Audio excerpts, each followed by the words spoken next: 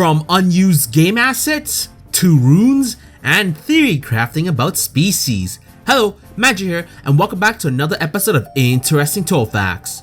The series where I talk about facts from Touhou that I find either fun, unusual, or simply interesting. So without further ado, let's begin the Interesting Touhou Facts number 73. Number 5. When it comes to video games, while the finished product may look complete and filled to the brim of content, it's not unusual for said game to have unused files or assets. It can come in the form of unused textures, NPCs, rooms, and that sorts. There are many reasons as to why the developers would leave those codes in the game even if they're not used anywhere.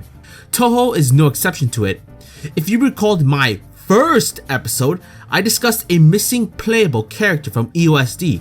This person right here, Rin Satsuki, and even this picture alone is debatable if that's what Rin would have looked like. Given the topic of this fact, you'll know where I'm going with this. In Legacy's file, Sagami has a defeated sprite portrait which I'll be showing right now. But it's never used after battle. Instead, she's in her default sprite.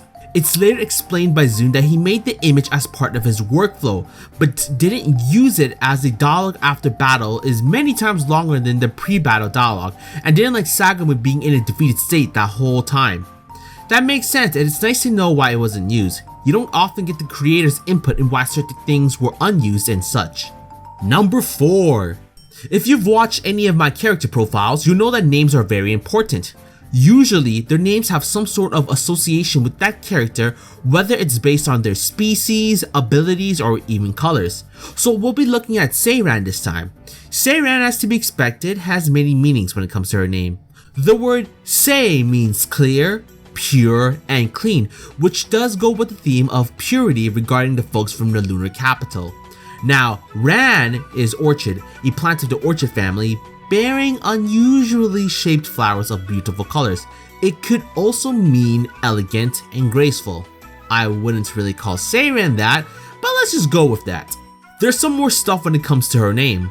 Seiran, with a different spelling mind you, is also a nickname for the Achi M6A, a World War II era Japanese warplane. Just a random thought, but if Seiran's ability allowed her to summon these warplanes, I'd say she'd be one hell of a first stage boss. Much more unique than summoning bullets from different dimensions, that's for sure. And the last bit is that Seiran can also mean mountain vapor. The cool part was that it's Raisin's weather in Scarlet Weather. Nice coincidence there. Number 3. So I'm pretty sure 100% of my viewers so far has eaten food in some shape or form. Hell, you might be eating something as you are watching this right now. I personally love to eat and like to try out as many different kinds of food as possible, so long as they don't look too weird in my eyes. The folks of Gensokyo are no strangers to eating. Considering the amount of parties they have, they're going to need a lot of food for those. Now, what if I were to tell you that you could get stronger simply by eating? Don't believe me? Well, prepare to be amazed. Sorta, anyway. So, Ringo has the ability to get stronger by eating. To be more precise, eating dango. Why specifically dango, I don't know. It's not mentioned anywhere in Ringo's wiki page on why it works, nor why it has to be dango. I can only assume it's due to the fact that she likes it, but again, this is mere speculation now. As strange as this is, I'd still take this ability over some aforementioned any day. The next challenge would be eating the dango. I don't recall eating dongos ever in my life before, so that would make utilizing this ability a lot harder, that's for sure. Number 2. So if you've noticed Sumiriko in terms of her behavior and actions, she ain't your typical high schooler. To be fair, if I had Sumiriko's ESP abilities, I'd totally be in her boat, no lies. One of her main distinctions would have to be her outfit, regarding her hat and cape. Hell, she even brings that hat to school, which seems unnecessary, but hey, so long as you ain't breaking rules, go ahead. The main thing I wanted to discuss when it came to Sumiriko was the symbols that marked her cape, aka runes. Now those runes on her cape do not appear to form any meaningful words, and some are even drawn from different runic alphabets. For example, the old form Sowilo rune, as written in Elder Futark, and stand rune used by Anglo-Saxon writers hundreds of years later. Hopefully I had pointed to the correct ones. So pretty much, Sumeriko mishmashed a bunch of rune symbols even though it makes no sense. To be fair, I ain't no expert when it comes to runes, so I wouldn't have known that. The fact that someone noticed it and wrote that on the wiki, I have to commend them on that. It did give me a fact to talk about. Number 1. So in my last episode, I talked about Kasen and how there were a lot of mysteries regarding her and such. Today, we're going to be discussing one of those, and trust me, it's going to be a long one, alright? So this one is going to be regarding Kasen's species. You may be saying, wait, what? What the bloody hell are you talking about, Magi? Don't worry, we'll get there. And just to know, everything is merely speculative based on what we saw, and while it's in Yarormyr, it's still an ongoing series, so it's possible the things I mentioned soon could be confirmed in the manga works. I'm just discussing it now because it's fun and I'm sure you guys would like to hear it. Alright, let's do it. It's been said on many occasions that Kasen is a hermit. However, from things suggested by her own speech and conduct, there's a theory that Kasen is not truly a hermit. However, there are also several things that seem like she has the existence of a hermit, and so there is presently not enough information to be definitive. Also, due to having a possibility of being based on Ibaraki Doji, having something that would seem like horns and things that are symbolic of Oni in the Touhou project like the chains and shackles, there is a strong orientation towards the consideration that Kasen is an Oni. Here examples for both sides are presented. Regarding the characters they were apparently based on, Ibaraki Doji was a direct subordinate of Shuten Doji, and since Hoshikuma Doji, the one Yugi is probably based on, and was also one of the big 4 subordinates of Shuten Doji, would therefore have the same standpoint. This suggests that Kasen is one of the big 4. Now this tidbit is going to be based on what Kasen said herself.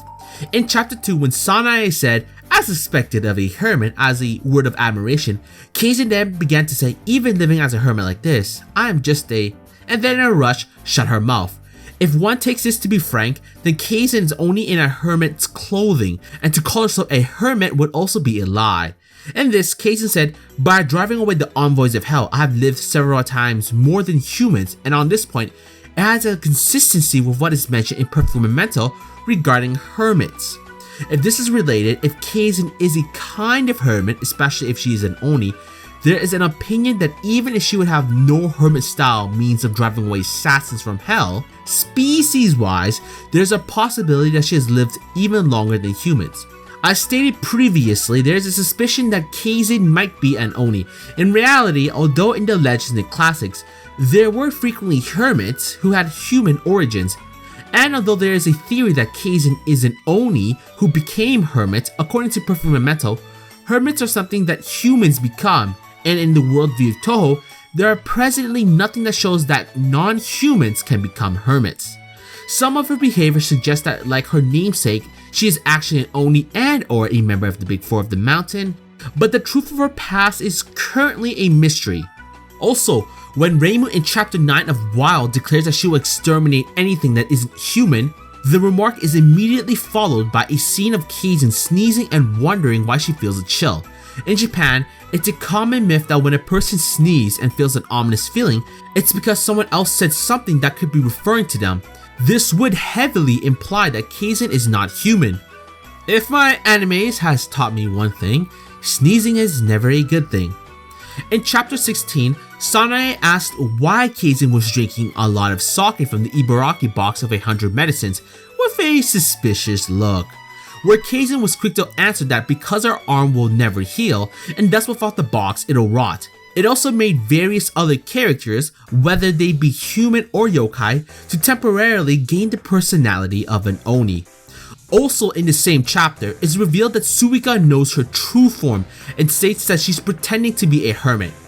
In chapter 21, Kasen reacts weirdly when Reimu throws some beans at her, and Komachi bursts into laughter after Reimu invites Kasen at throwing beans during Setsuban, declaring that it would be hilarious if she did something like this.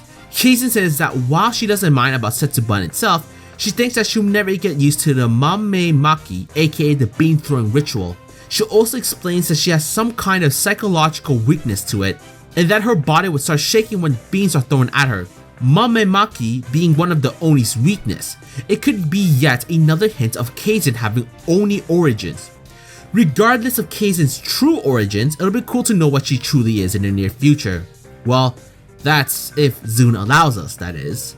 You know how Zune loves to keep a little mystery when it comes to his series. But yeah, hopefully you guys enjoyed this episode. Which facts were your favorite?